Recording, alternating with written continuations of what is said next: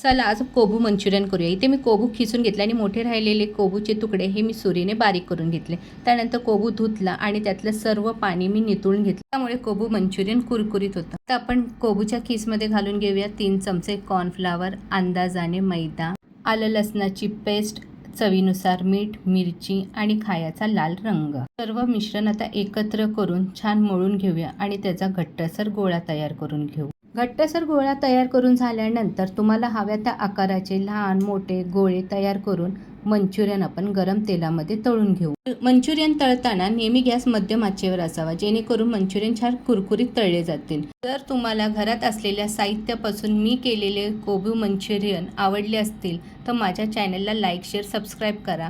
आणि हो, कधीही घरात करून खाल्लेला कुठलाही पदार्थ उत्तमच बनतो। घरात केलेला पदार्थ नेहमी पोट भरण्यासाठीच नव्हे तर घरातील माणसांच्या चेहऱ्यावर हसू आणण्यासाठीही केला जातो।